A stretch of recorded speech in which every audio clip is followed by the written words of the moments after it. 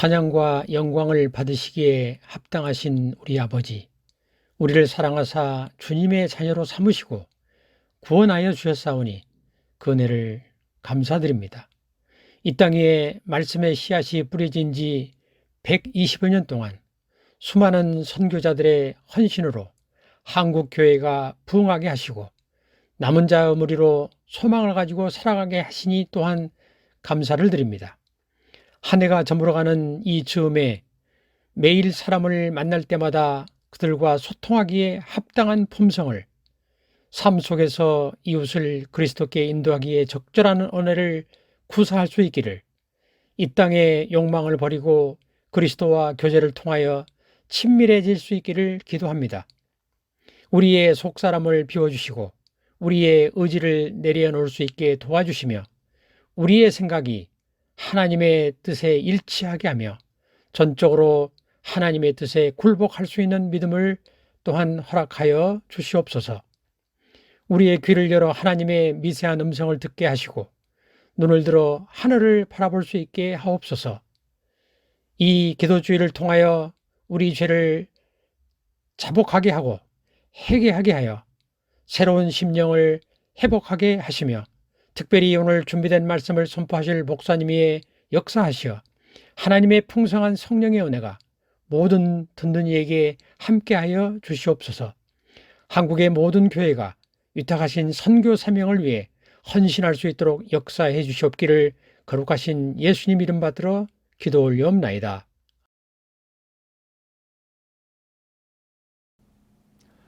안녕하십니까 성도 여러분.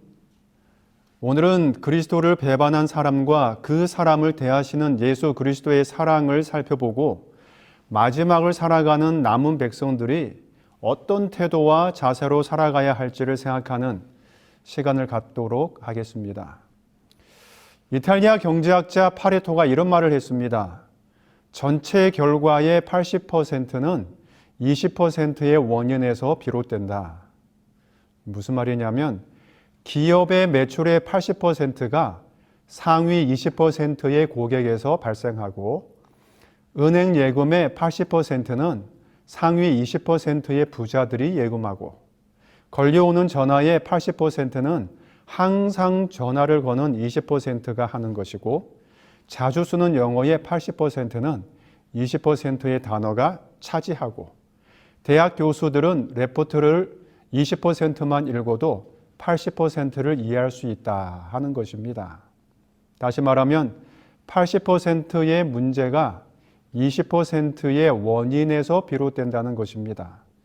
이 말은 품질 관리에도 적용이 된다고 하는데 80%의 결함이 20%의 원인에서 발생한다라고 하는 것입니다.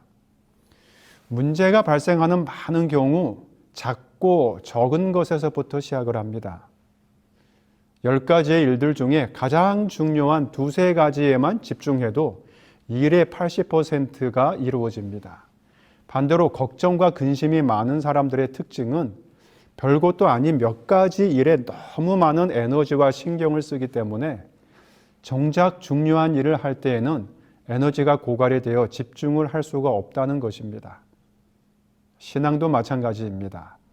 신앙의 많은 부분도 신앙의 핵심 퍼센테이지를 활용하는 데 달려 있습니다. 십자가 사건 역시 결국 몇몇 사람들의 모습과 행동을 통해서 십자가의 선명한 모습을 드러냅니다. 그 몇몇 중에 오늘 예수님을 배반한 사람에 대해서 이야기하고자 합니다. 우리는 그리스도를 배반한 사람을 말하면 가룟 유다를 생각합니다. 그런데 오늘은 다른 사람, 다른 제자 베드로를 살펴볼 것입니다. 2000년의 시간을 훌쩍 뛰어넘어 내가 베드로라고 생각하고 베드로의 상황을 살펴보면 우리의 마음에 다가오는 강도가 다를 것입니다. 사복음서를 통하여 가룟 유다가 예수님을 배반한 과정을 자세히 살펴보면 유다보다 배반의 가능성을 더 많이 간직하고 불안과 염려로 지낸 의외의 인물이 나옵니다.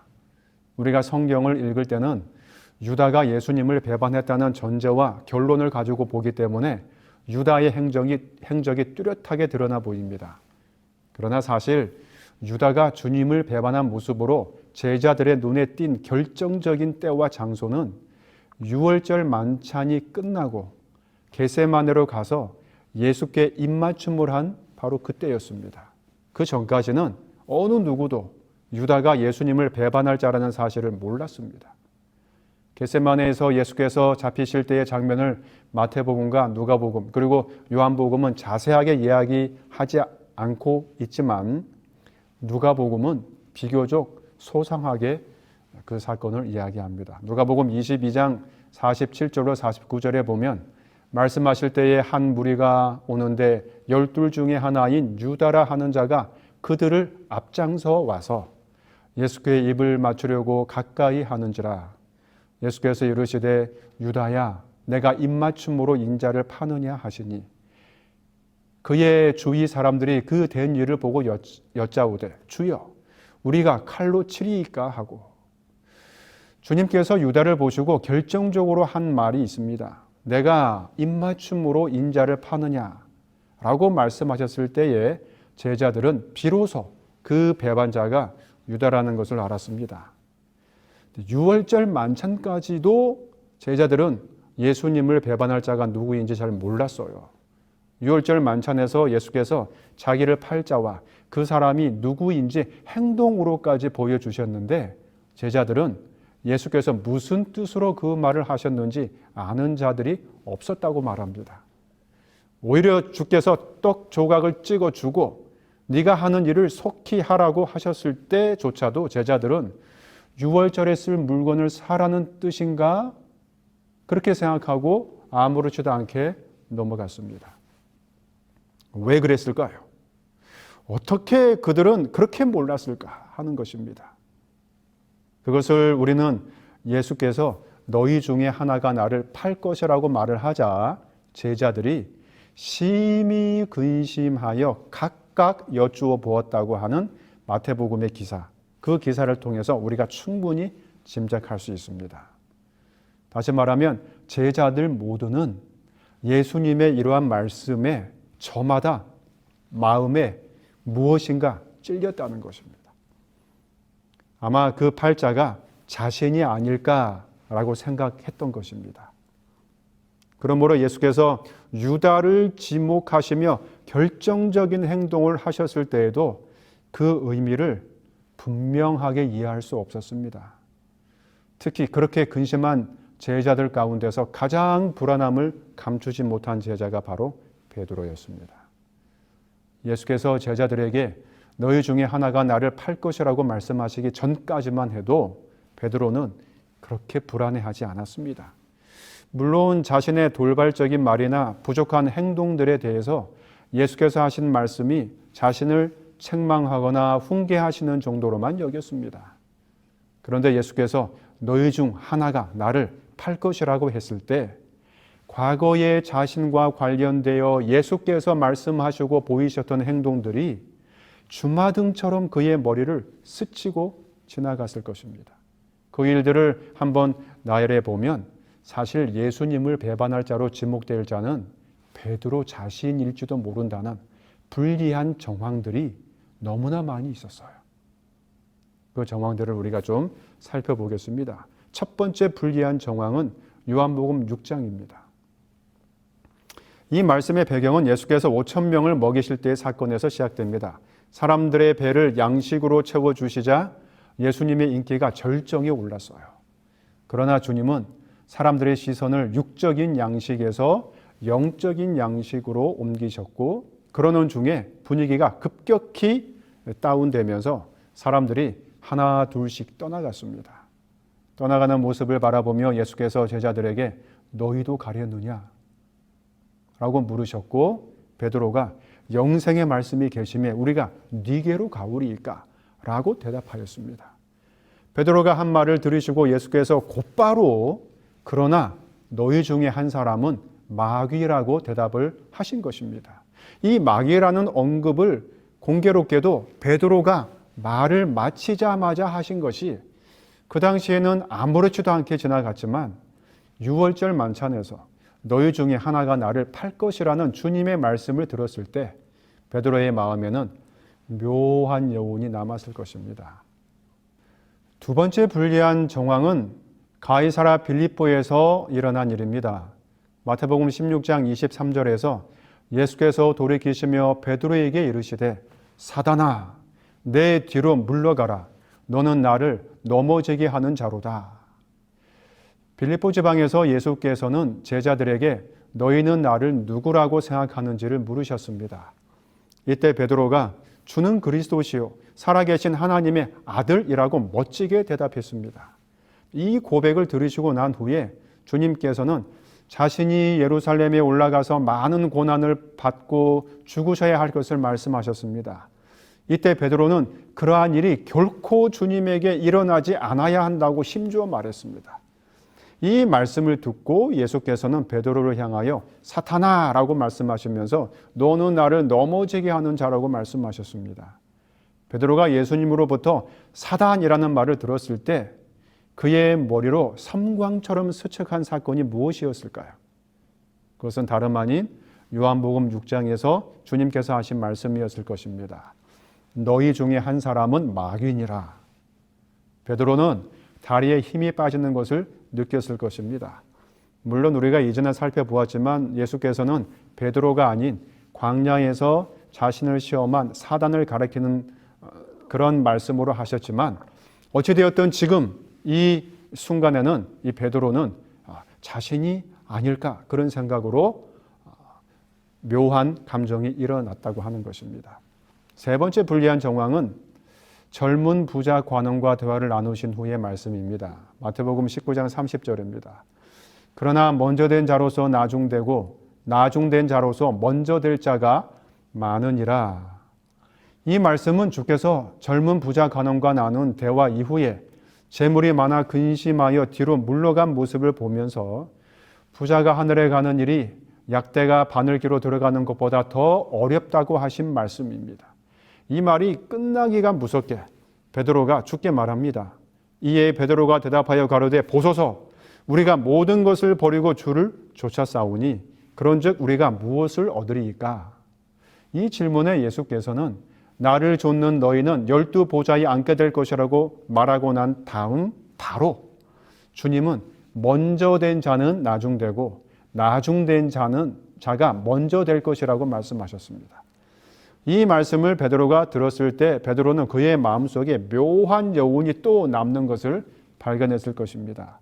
네 번째 불리한 정황은 6월절 만찬에서 제자들의 발을 씻기실 때 베드로에게 하신 말씀입니다. 요한복음 13장 8절로 9절입니다. 내가 너를 씻기지 아니하면 네가 나와 상관이 없느니라.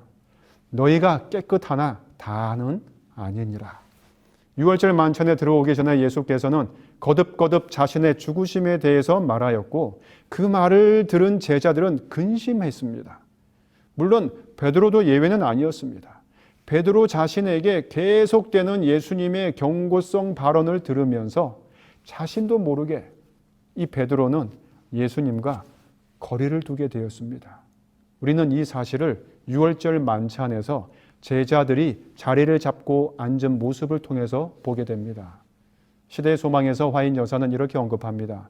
643쪽에 유다는 왼쪽으로 그리스도의 다음 자리를 헤치고 들어갔으며 요한은 바른 편으로 나아갔다. 그러면 그렇게 나서기를 좋아했던 베드로는 어디에 있었습니까? 그는 이미 예수님과 거리를 두고 있었습니다. 이 거리감은 예수께서 대제사장의 집에서 신문을 받을 때에도 계속되었는데 베드로가 멀찍이 예수를 좇아 대제사장의 집들에까지 가서라고 마태복음 26장은 말합니다. 예수께서는 제자들의 발을 씻기시고 그 두르신 수건으로 씻기기를 시작하여 시몬 베드로에게까지 왔습니다. 놀랍고 당황한 베드로는 예수님의 손을 밀쳐내며 자신의 발을 씻기지 못한다고 그렇게 이야기했습니다. 이러한 행동에 대해서 예수께서는 씻기지 아니하면 자신과 아무 상관이 없다고 말씀하셨고, 이 말에 더욱 놀란 베드로는 자신의 발뿐만 아니라 손과 머리도 씻겨줄 것을 요청했습니다. 그러나 그러한 일이 필요 없다고 말씀하시면서 한마디 말을 던지셨습니다. 그 말이 바로 너희가 깨끗하나 다는 아니니라였습니다. 여러분이 베드로였다면 이 말이 어떻게 들렸겠습니까? 그리고 하필 이러한 때에 문제의 말이 터져 나왔어요. 예수께서 발을 다 씻기시고 몹시 괴로운 마음으로 너희 중 하나가 나를 팔리라 라고 말씀하셨습니다. 이 말을 들은 제자들은 심히 근심이 되었어요. 그 중에서도 가장 근심이 되고 가슴이 철렁 내려앉은 사람은 누구였을까요? 두 사람이었을 것입니다. 하나는 방금 전까지 대제사장들과 결탁을 한 유다였을 것이고, 또 한 사람은 베드로였을 것입니다. 여기까지 오면서 베드로는 정말로 자신이 예수께서 지목하시는 자일지도 모른다는 생각을 했을 것입니다. 왜냐하면 우리는 다음의 성경절에서 충분히 이것을 추측할 수 있습니다. 요한복음 13장 23절 24절입니다. 예수의 제자 중 하나 곧 그의 사랑하시는 자가 예수의 품에 의지하여 누웠는지라 시몬 베드로가 머리짓을 하여 말하되 말씀하신 자가 누구인지 말하라 한대. 그러니까 예수님을 팔자, 예수님이 자꾸 나를 팔 자가 있다고 하는데 그 자가 누구인지 네가 한번 말해봐. 네가 한번 말해봐. 그런 말이에요. 이 대목에서 우리는 베드로가 앉은 위치를 짐작해낼 수 있습니다. 그의 사랑하시는 자가 예수의 품에 누워 있었다는 표현은 그 당시 식사 습관을 알면 금방 알 수 있어요. 그들은 오늘날처럼 반듯한 자세로 앉아서 식사하지 않고 비스듬히 누워서 했습니다. 그러므로 예수님의 품에 누웠다는 말은 예수님의 오른편의 자리를 잡았다는 것을 뜻하는데, 이 사람을 시대의 소망은 요한이라고 말합니다. 그러므로 베드로가 머리짓을 했다 그랬죠. 이것을 표준 세 번역에서는 고갯짓을 했다, 공동 번역에는 눈짓을 했다고 번역을 했습니다. 그래서 베드로가 머리짓을 할 때에 그 머리짓을 알 수 있는 위치에 있어야 합니다. 그러려면 요한과 같은 줄에 있어서는 힘이 들어요. 요한을 마주 보든지 적어도 비스듬한 각도에서 마주 보기라도 해야 이 베드로가 고갯짓을 할 때 요한이 알 수 있었어요. 다시 말하건대 베드로는 예수님과 거리를 두고 있었습니다. 베드로는 불안하여 견딜 수가 없었습니다. 이제는 감히 예수께 직접 물어볼 수도 없었어요. 그는 점점 더 위축되어져 갔습니다. 그래서 그는 가장 나이 어린 요한에게 고갯짓으로 그 신호를 보내서 물어보게 했던 것입니다. 그만큼 베드로는 매우 위축되어져 있었어요. 다섯 번째 불리한 정황은 겟세마네에서 잡히시기 전에 주께서 하신 말씀입니다. 마태복음 26장 31절입니다. 때에 예수께서 제자들에게 이르시되 오늘 밤에 너희가 다 나를 버릴 것이라. 이 장소에 오기 전까지 예수께서는 거듭 제자들에게 너희 가운데 하나가 나를 배반할 것에 대해서 말씀하셨습니다. 그 말이 제자들의 마음에 근심이 되게 하였는데, 이번에 예수께서 하신 말씀은 너희가 다 나를 버릴 것이라고 말씀하신 것입니다.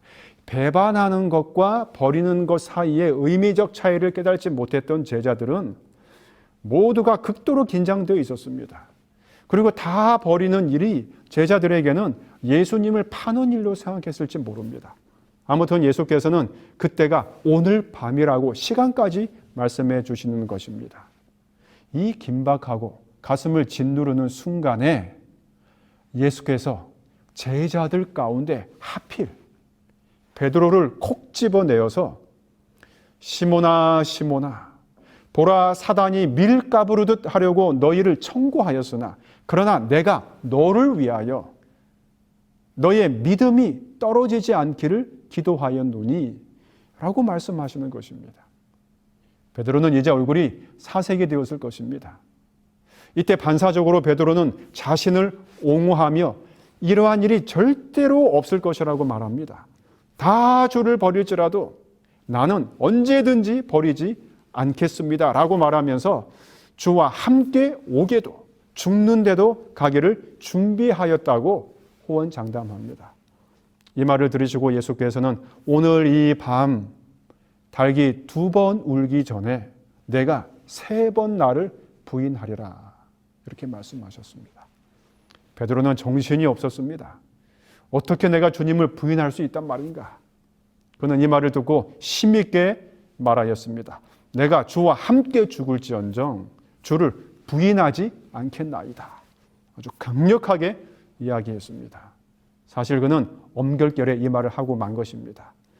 이 사건, 베드로가 주님을 부인한 사건을 우리가 좀 더 살펴보겠습니다. 예수를 잡은 자들은 먼저 대제사장 안나스에게로 갔습니다. 안나스는 가야바의 장인이었습니다. 상황은 긴박하였습니다. 이러한 상태에서 베드로는 전처럼 자신 있게 자신의 거취를 표명하지 못하고 멀찍이 주님을 쫓아 대제사장의 뜰에까지 갔습니다. 자신감도 없었을 뿐더러 겟세마네에서 칼을 들어서 귀를 내리친 자가 하필이면 대제사장의 종이었기 때문이기도 했습니다. 베드로가 문 밖에서 서성이고 있었을 때에 다른 제자가 문 지키는 여자에게 잘 말해서 베드로를 안으로 데리고 들어왔습니다. 이 제자를 화인 여사는 요한이라고 시대의 소망 710쪽에서 말합니다. 요한이 베드로를 이 뜰 안으로 데리고 들어왔어요. 베드로는 극도로 의기소침하여 있었기 때문에 아무도 자기가 예수님의 제자라는 사실을 알기를 원하지 않았습니다. 그저 불가에 쪼그리고 앉아 있을 때 그만 일이 터지고 말았습니다. 방금 문을 지키고 있던 그 여인이 불을 쬐던 베드로를 알아보고는 너도 갈릴리 사람 예수와 함께 있는 사람 아니야? 그렇게 물었어요. 다그치듯이 물었어요. 이때 베드로는 모든 사람 앞에서 부인하였습니다. 이때 시대의 소망에서는 닭 울음소리가 한 번 들렸다고 언급합니다. 시대의 소망 710쪽입니다. 이것은 그의 첫 번째 부인이었고 곧 닭이 울었다. 그리고 요한복음에서는 이 첫 번째 부인 후에 장소가 안나스의 뜰에서 가야바의 뜰로 옮긴 것을 언급합니다. 이곳에서 베드로는 2번 더 주님을 부인하였는데 그 부인의 강도가 더 세지는 것을 마태복음은 놓치지 않고 이야기합니다. 다른 요정이 또다시 그가 예수와 함께 있지 않았느냐고 물었을 때 이번에는 베드로가 맹세하고 부인하였습니다. 그리고 마지막 3번째에는 베드로에게 귀를 베어 버려온 사람의 일가 중에 하나가 내가 그 사람과 함께 동산에 있는 것을 내가 보았다 라고 말을 했고 베드로는 더 열을 내면서 이번에는 저주하며 맹세하면서까지 예수님을 부인하였습니다. 이때 마가복음은 닭이 두 번째 울었다고 이야기를 하고 있습니다. 마지막 3번째 주님을 신랄하게 부인하고 난 다음 청청병력 같은 닭 울음소리가 들렸고 바로 그 순간 누가복음에서는 예수께서 베드로를 보셨다고 기록합니다. 누가복음 22장 61절입니다. 예수께서 돌이켜 베드로를 보시니 이 순간을 시대의 소망은 다음과 같이 묘사합니다. 비열한 저주의 말이 베드로의 입에서 발해지며 드높은 닭의 울음소리가 아직도 그의 귀에 울리고 있을 그때에 구주께서는 얼굴을 찌푸린 재판장들로부터 얼굴을 돌려 그분의 가련한 제자를 유심히 바라보셨다. 그와 동시에 베드로의 시선도 주님께 이끌렸다. 그 부드러운 얼굴에서 그는 깊은 동정과 슬픔을 볼 수 있었을 뿐 분노의 그림자는 추호도 볼 수 없었다. 모든 정황이 예수님을 팔자가 자신일지도 모른다는 생각으로 심히 위축되어 움츠리고 주님을 부인했던 베드로를 주님은 이러한 사랑으로 대하셨습니다. 베드로는 이때 주님의 깊은 사랑을 느꼈습니다. 여전히 실수와 오점투성이인 자신을 바라보시는 주님의 모습에 베드로의 마음은 녹아내렸습니다. 가룟 유다는 돈으로 예수님을 팔았다면 베드로 자신은 주님을 부인한 말로 예수님을 팔았던 것입니다. 그러나 다행인 것은 베드로는 주님께서 고개를 돌리셔서 자신을 찾아낼 수 있을 만큼의 거리에 있었습니다. 여기서도 우리는 영적인 교훈을 배울 수 있습니다. 우리가 잘못을 했던, 실수를 했던 중요한 것은 주님과 가까이 있어야 한다는 사실입니다. 십자가의 한편 강도처럼 말이죠. 주님께서는 베드로를 책망하지 않으시고 부드러운 시선으로 그를 바라보셨습니다. 이러한 주님의 시선은 오늘날에도 계속됩니다. 비록 실수하고 그릇된 길로 갔던 우리들을 주님은 여전히 베드로를 보시던 눈빛으로 우리들을 바라보십니다. 이것이 마지막을 살아가는 우리들을 인도하시는 우리 주님의 모습입니다. 베드로가 예수님을 부인한 사건이 오늘 우리들에게 무엇을 말해줍니까? 사실 이 사건을 좀 더 자세하게 논하기 위해서는 마태복음 23장 후반부부터 살펴보아야 합니다. 예수께서는 유월절이 다가오면서 서서히 자신의 죽음을 준비하기 시작하셨습니다. 그 중에서도 그분의 마음을 가장 아프게 한 것이 있다면 그것은 석양 노을 빛에 반사되어 찬란하게 빛나는 예루살렘을 바라보시면서 하신 말씀입니다. 마태복음 23장 37절로 39절입니다. 예루살렘아 예루살렘아 선지자들을 죽이고 내게 파송된 자를 돌로 치는 자여 암탉이 그 새끼를 날개 아래 몸같이 내가 내 자녀를 모으려 한 일이 몇 번이냐. 그러나 너희가 원치 아니하였도다. 보라 너희 집이 황폐하여 버림받으리라. 내가 너희에게 이르노니 이제부터 너희는 찬송하리로다. 주의 이름으로 오시는 이여 할 때까지 나를 보지 못하리라 하시니라. 예수께서 이 땅에 오신 이유는 그들을 품에 안으셔서 영원한 구원을 주시기 위함이었습니다. 이 땅에서 공생애를 사시면서 주님은 가난한 자들, 병든 자들, 상처받은 자들, 귀신 들린 자들, 억울한 누명을 쓴 자들, 서러움을 당한 자들, 사별로 몸부림치는 자들, 배고픈 자들, 목마른 자들을 다 끌어안으셔서 그들에게 위로와 구원을 주시고자 하셨습니다. 그러나 그들은 이러한 주님의 말씀과 행동을 이해하지 못하고 끝내 배척하고 말았습니다. 끝내 주님을 밀쳐내었을 때 주님은 어쩔 수 없이 성전을 나오셔야 했습니다. 이것이 마태복음 24장 1절에 나옵니다. 예수께서 성전에서 나와서 가실 때에, 이 구절에는 동사가 2개 나오는데 나와서라고 하는 단순 과거형과 가실 때에 라고 하는 미완료 형태가 같이 나옵니다. 우리가 잘 아는 대로 이 미완료는 행동이 끝나지 않고 계속되는 것을 묘사할 때 쓰는 동사라고 제가 이야기했습니다. 다시 말하면 예수께서는 암탉이 새끼를 날개 아래 모으려고 한 것 같이 그분의 자녀를 모으려고 하였지만 끝내 거절하자 성전을 나오신 것입니다.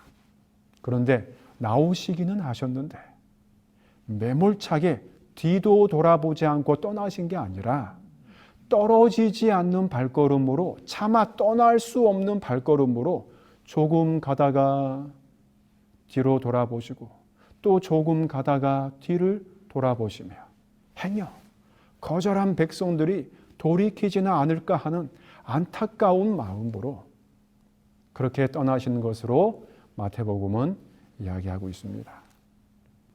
사랑하는 성도 여러분, 주님께서 성전을 떠나시면 우리의 삶은 위기입니다.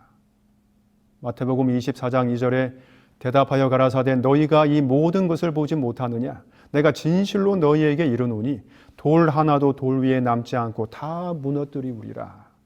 예수께서 성전을 떠나시면 황폐함만 남을 뿐입니다. 한글 개역 성경에는 돌 하나도 돌 위에 남지 않고 다 무너뜨리우리라 라고 하여 마치 주님께서 그렇게 하시는 것처럼 묘사되어 있지만 실제로 원어를 보면 단순 수동태로 되어 있습니다. 즉 돌 하나도 돌 위에 남지 않고 다 무너질 것이라 라는 의미입니다. 이것을 예수께서는 요한복음 15장에서 포도나무의 비유를 들어 설명하십니다. 나는 포도나무여 너희는 가지니 저가 내 안에 내가 저 안에 있으면 이 사람은 과실을 많이 맺나니 나를 떠나서는 너희가 아무것도 할 수 없음이라. 사람이 내 안에 거하지 아니하면 가지처럼 밖에 버리어 말라지나니 사람들이 이것들을 모아다가 불에 던져 사르느니라. 예수 그리스도 안에 거하지 아니하면 우리들의 삶은 다 말라질 것이라고 말씀하셨습니다. 말라진 것들이 마지막으로 만나는 것은 사로워지는 불입니다. 그래서 태워지는 것입니다. 오늘 우리들은 성전이 되시는 주님의 뜰을 밟아야 합니다. 포도나무에 붙어 있어야 합니다. 이때 제자들이 예수께서 그분의 임하심과 세상 끝에는 무슨 징조가 있는지를 물었어요. 이때 주님께서는 친절하게 마지막에 일어나게 될 일들을 자세하게 말해줍니다. 난리와 난리의 소문, 전쟁의 소문, 처처에 지진과 기근이 일어나고 하나님의 백성이 환난을 받고 이런 많은 것들을 우리 주님께서 제자들에게 말씀해 주셨습니다. 그러나 그러한 징조들보다 더 중요한 것이 있다는 것을 바로 베드로의 부인 사건에서 보여주신 것입니다. 그것은 바로 제자들 각 개인의 삶에 불어닥칠 개인적 종말에 대해서 어떻게 준비해야 하는가였습니다. 그래서 주님께서는 베드로에게 한 징조, 한 사인을 주셨는데 그것이 바로 내가 진실로 내게 이르노니 오늘 밤 닭 울기 전에 내가 3번 나를 부인하리라 였습니다. 세상의 난리, 전쟁, 기근과 지진을 살피는 것도 중요하지만 그것보다도 더 중요한 것은 개인의 삶에 밀어닥치는 징조, 그 사건을 어떻게 처리해야 하는지를 아는 것이 더 중요하다는 것입니다. 베드로에게는 세상의 난리보다 닭 울음소리가 더 절실하고 중요한 징조였습니다. 그 소리를 깨닫는 것, 그것의 의미를 파악하는 것이 그의 영혼을 건지는 것이었습니다. 이것은 오늘 우리들에게도 마찬가지입니다. 우리가 다니엘서와 요한계시록을 연구하면서 세상에 임할 여러 징조들을 살피지만 그것보다 더 중요한 것은 내 삶에 불어닥치는 개인적 닭 울음소리에 내가 귀를 기울이고 있는가 하는 것입니다. 그 닭 울음소리는 오늘 아침 우리가 읽은 아침 기도력일지도 모릅니다. 찬미가일지도 모릅니다. 예배 시간에 설교 말씀일지도 모릅니다. 지나가다가 우연히 마주친 집사님의 한마디 말씀일지도 모릅니다. 오늘 우리들의 마음을 살피는 일이 필요합니다. 다시 베드로로 돌아가 보면 베드로는 예수님의 부드러운 시선과 사랑에 자신의 마음을 회개하였습니다. 하지만 아직 주님 앞에서는 아니었습니다. 이것이 여전히 베드로의 마음에 앙금처럼 남아 있었을 것입니다. 예수께서는 그러한 베드로의 마음을 아시고 갈릴리에서 고기를 잡는 베드로를 만나러 가십니다. 베드로가 그의 동료 제자들과 고기를 잡는데 이상하게 그날은 아무것도 잡히지 않았습니다. 그때 주님께서 바닷가에서 그들에게 그물을 배 오른편으로 던지라고 하였습니다. 그들이 그렇게 하였을 때 고기가 얼마나 많이 잡혔던지 그물을 7명이 힘을 합해도 들어 올릴 수가 없을 정도였습니다. 바로 그때 예수의 그 사랑하는 제자 요한이 그분을 금방 알아보고 주님이시다라고 소리쳤어요. 그 말을 듣기가 무섭게 베드로는 물로 뛰어듭니다. 배와 육지와의 거리가 불과 한 50간쯤 되었다고 요한복음은 이야기합니다. 여러분 50간은 한 200규빗입니다. 이걸 오늘날의 거리로 환산하면 91.4m 정도의 거리예요. 이 거리는 바다에서 잔뼈가 굵은 어부 베드로에게는 아무런 거리도 아니었을 것입니다. 정신없이 헤엄을 쳐서 주님이 계신 곳으로 가고 있을 동안 제자들은 그물에 걸려든 고기를 끌어올리고 있었습니다. 너무나 많은 고기가 그물에 걸렸기 때문에 시간이 지체되었을 것입니다. 따라서 베드로가 헤엄을 쳐서 육지에 닿았을 때의 시간과 제자들이 많은 고기를 끌어올리는 시간, 그리고 그 많은 고기를 배에 싣고 노를 저어 오는 시간을 계산해 보면 베드로와 배 사이에 약간의 시간의 간격이 생긴다고 하는 것을 알 수 있습니다. 즉 베드로가 먼저 육지에 닿았을 것입니다. 그러면 이제 베드로의 입장에서 이 사건을 한번 풀어봅시다. 주님이라는 말에 반가워서 헤엄쳐 오기는 왔는데 막상 예수님 앞에 서니 대제사장의 뜰에서 자신이 주님을 부인한 일이 생각났을 것입니다. 그리고 그 시간은 새벽녘이라 금방 물에서 올라온 베드로는 추웠을 것입니다. 얼굴을 제대로 들지도 못하고 엉거주춤한 모습으로 서 있을 때 우리 주님께서는 이미 따뜻한 숯불을 피워놓고 계셨습니다. 또 한 번의 주님과의 독대였습니다. 처음 독대는 가야바의 뜰에서 자신이 매몰차게 주님을 부인하였을 때 주님과 시선을 마주친 일이었습니다. 그때 주님의 얼굴에서 나타난 사랑과 용서 그리고 따뜻함을 느꼈습니다. 그 일이 있고 난 후 지금 베드로는 다시 한번 주님의 얼굴을 마주하고 있는 것입니다. 지금 주님의 얼굴도 그때의 얼굴처럼 온화하고 따뜻함을 느낄 수 있었습니다. 추위에 떨고 있는 베드로를 위해 주님은 따뜻한 숯불까지 준비하시고 가까이 오라고 하셨을 것이기 때문입니다. 주님은 항상 그러하십니다. 그날 새벽도 주님 곁은 항상 따사로웠습니다. 비록 실수하고 잘못하지만 주님의 곁은 항상 넉넉하고 따스한 기운이 있었습니다. 다른 제자들이 끙끙거리며 배를 저어오는 동안 베드로와 예수님은 무슨 대화를 나누었을까요? 하늘나라에 가서야 물어볼 일입니다. 그러나 우리가 한 가지 추측은 할 수 있는데 그것은 제자들이 다 도착하고 제자들 앞에서 주님이 베드로에게 물으셨던 내용입니다. 예수께서는 베드로에게 자신을 사랑하는지를 3번 물으십니다. 이것은 베드로를 매우 구체적인 방법으로 회복시키시고자 하시는 예수님의 방법이셨습니다. 겟세마네에서 3번이나 기도에 실패한 베드로, 대제사장의 뜰에서 3번이나 예수님을 부인한 베드로, 그러나 이제 갈릴리 바다에서 그는 주님의 따뜻한 사랑으로 회복합니다. 사랑하는 성도 여러분, 이러한 주님이 마지막을 살아가는 우리들을 인도하시는 분이십니다. 마지막 대쟁투에서 우리 곁에서 우리에게 힘을 주시며 우리들을 인도하시는 분이십니다. 이러한 주님을 끝까지 놓치지 않는 여러분과 제가 되기를 간절히 바랍니다. 은혜로우신 하나님 아버지, 자신이 어쩌면 주님을 배반할 자인지 몰라서 그토록 떨며 위축되었던, 그래서 주님을 부인했던 베드로를 한마디의 비난이나 책망 없이 사랑과 동정으로 감싸 안으신 주님이 우리의 주님이심에 감사합니다. 가야바의 뜰과 같은 세상에서 우리들이 실수하며 좌절할 때에 베드로를 보셨던 주님의 얼굴을 우리도 바라보며 우리의 마음속에 있는 죄들을 다 주님 앞에 내어놓게 하여 주시옵소서. 그래서 베드로를 회복시키셨던 주님께서 우리의 삶을 어떻게 회복시켜 주시는지를 볼 수 있는 복을 우리에게 주시옵소서. 예수님의 이름으로 기도하옵나이다.